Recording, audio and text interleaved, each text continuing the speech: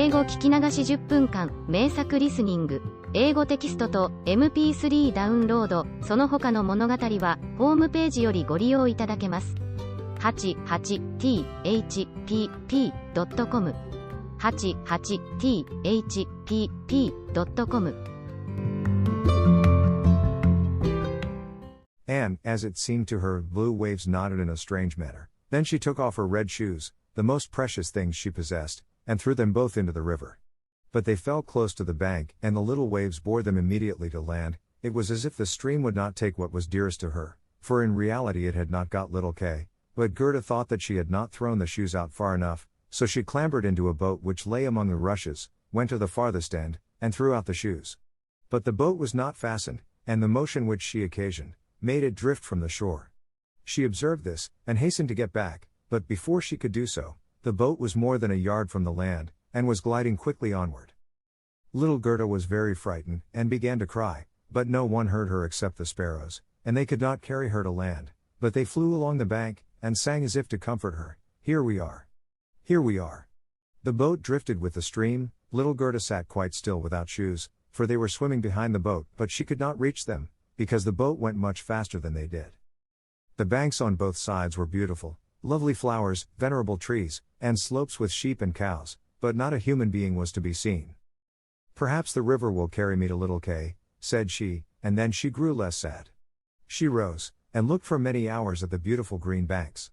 Presently she sailed by a large cherry orchard, where was a little cottage with curious red and blue windows. It was thatched, and before it 2 wooden soldiers stood sentry, and presented arms when anyone went past. Gerda called to them, for she thought they were alive, but they, of course, did not answer. She came close to them, for the stream drifted the boat quite near the land. Gerda called still louder, and an old woman then came out of the cottage, leaning upon a crooked stick. She had a large broad-brimmed hat on, painted with the most splendid flowers. "Poor little child," said the old woman. "How did you get upon the large rapid river, to be driven about so in the wide world?" And then the old woman went into the water, caught hold of the boat with her crooked stick, drew it to the bank, and lifted little Gerda out. And Gerda was so glad to be on dry land again, but she was rather afraid of the strange old woman. "But come and tell me who you are, and how you came here," said she. And Gerda told her all, and the old woman shook her head and said, "Ahem. Ahem." And when Gerda had told her everything, and asked her if she had not seen little Kay, the woman answered that he had not passed there, but he no doubt would come, and she told her not to be cast down, but taste her cherries, and look at her flowers, which were finer than any in a picture book, each of which could tell a whole story. She then took Gerda by the hand, led her into the little cottage, and locked the door. The windows were very high up, the glass was red, blue, and green, and the sunlight shone through quite wondrously in all sorts of colors. On the table stood the most exquisite cherries, and Gerda ate as many as she chose, for she had permission to do so. While she was eating, the old woman combed her hair with a golden comb, and her hair curled and shone with a lovely golden color around that sweet little face, which was so round and so like a rose. "I have often longed for such a dear little girl," said the old woman. "Now you shall see how well we agree together." And while she combed little Gerda's hair, the child forgot her foster brother Kay more and more, for the old woman understood magic, but she was no evil being. She only practiced witchcraft a little for her own private amusement, and now she wanted very much to keep little Gerda. She therefore went out in the garden, stretched out her crooked stick towards the rose bushes, which, beautifully as they were blowing, all sank into the earth and no one could tell where they had stood. The old woman feared that if Gerda should see the roses, she would then think of her own, would remember little Kay and run away from her. She now led Gerda into the flower garden. Oh, what odor and what loveliness was there! Every flower that one could think of, and of every season, stood there in fullest bloom. No picture book could be gayer or more beautiful. Gerda jumped for joy, and played till the sun set behind the tall cherry tree. She then had a pretty bed, with a red silken coverlet filled with blue violets. She fell asleep, and had as pleasant dreams as ever a queen on her wedding day. The next morning she went to play with the flowers in the warm sunshine, and thus passed away a day. Gerda knew every flower, and, numerous as they were, it still seemed to Gerda that one was wanting, though she did not know which. One day while she was looking at the hat of the old woman painted with flowers, the most beautiful of them all seemed to her to be a rose. The old woman had forgotten to take it from her hat when she made the others vanish in the earth. But so it is when one's thoughts are not collected. "What?" said Gerda. "Are there no roses here?"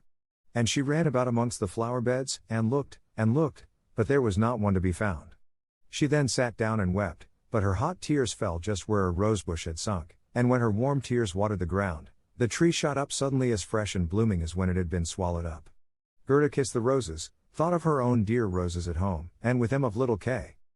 "Oh, how long I have stayed," said the little girl. "I intended to look for Kay. Don't you know where he is?" she asked of the roses. "Do you think he is dead and gone?" "Dead he certainly is not," said the roses. "We have been in the earth where all the dead are, but Kay was not there." "Many thanks," said little Gerda, and she went to the other flowers, looked into their cups, and asked, "Don't you know where little Kay is?" But every flower stood in the sunshine, and dreamed its own fairy tale or its own story, and they all told her very many things, but not one knew anything of Kay. Well, what did the tiger lily say? "Hearest thou not the drum? Bum. Bum. Those are the only two tones. Always bum. Bum. Hark to the plaintive song of the old woman, to the call of the priests. The Hindu woman in her long robe stands upon the funeral pile, the flames rise around her and her dead husband, but the Hindu woman thinks on the living one in the surrounding circle, on him whose eyes burn hotter than the flames, on him, the fire of whose eyes pierces her heart more than the flames which soon will burn her body to ashes. Can the heart's flame die in the flame of the funeral pile?" "I don't understand that at all," said little Gerda. "That is my story," said the lily. "What did the convolvulus say?"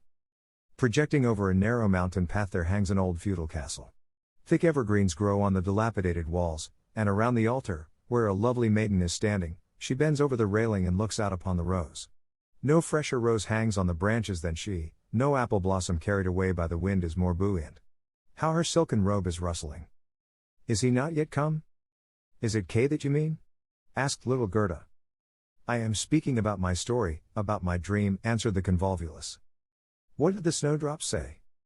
"Between the trees a long board is hanging, it is a swing. Two little girls are sitting in it, and swing themselves backwards and forwards. Their frocks are as white as snow, and long green silk ribbons flutter from their bonnets.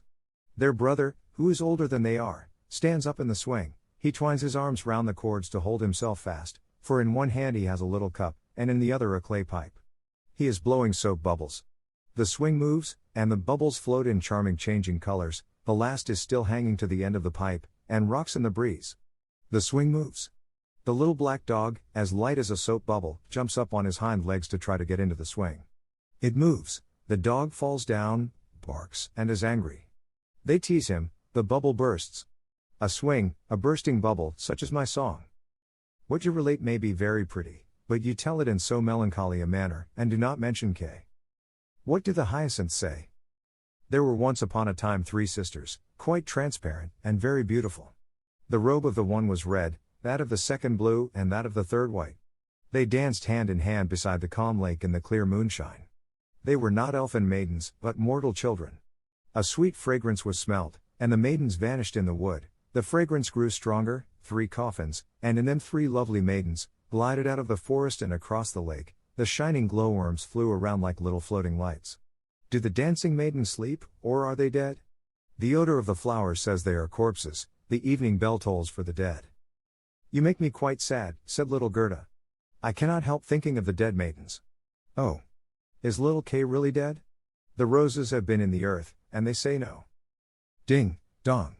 Sounded the hyacinth bells. We do not toll for little Kay, we do not know him. That is our way of singing, the only one we have. And Gerda went to the ranunculuses, that looked forth from among the shining green leaves. You are a little bright sun, said Gerda. Tell me if you know where I can find my playfellow. And the ranunculus shone brightly, and looked again at Gerda. What song could the ranunculus sing? It was one that said nothing about Kay either. In a small court the bright sun was shining in the first days of spring. The beams glided down the white walls of a neighbor's house, and close by the fresh yellow flowers were growing, shining like gold in the warm sunrays. An old grandmother was sitting in the air, her granddaughter, the poor and lovely servant just come for a short visit. She knows her grandmother. There was gold, pure virgin gold in that blessed kiss. There, that is my little story, said the ranunculus. My poor old grandmother, sighed Gerda. Yes, she is longing for me, no doubt, she is sorrowing for me, as she did for little Kay. But I will soon come home, and then I will bring Kay with me. It is of no use asking the flowers, they only know their own old rhymes, and can tell me nothing.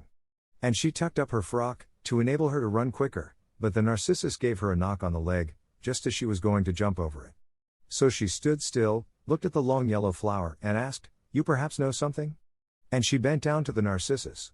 And what did it say? "I can see myself, I can see myself. Oh, how odorous I am. Up in the little garret there stands, half-dressed, a little dancer.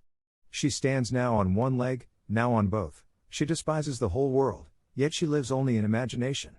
She pours water out of the teapot over a piece of stuff which she holds in her hand. It is the bodice. Cleanliness is a fine thing. The white dress is hanging on the hook, it was washed in the teapot, and dried on the roof. She puts it on, ties a saffron-colored kerchief round her neck, and then the gown looks whiter. I can see myself, I can see myself." "That's nothing to me," said little Gerda. "That does not concern me." And then off she ran to the further end of the garden. The gate was locked, but she shook the rusted bolt till it was loosened, and the gate opened, and little Gerda ran off barefooted into the wide world. She looked round her thrice, but no one followed her. At last she could run no longer, she sat down on a large stone, and when she looked about her, she saw that the summer had passed. It was late in the autumn, but that one could not remark in the beautiful garden, where there was always sunshine, and where there were flowers the whole year round. "Dear me, how long I have stayed," said Gerda. "Autumn is come.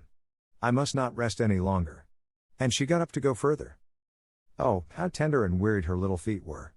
All around it looked so cold and raw, the long willow leaves were quite yellow, and the fog dripped from them like water, one leaf fell after the other, the sloes only stood full of fruit, which set one's teeth on edge.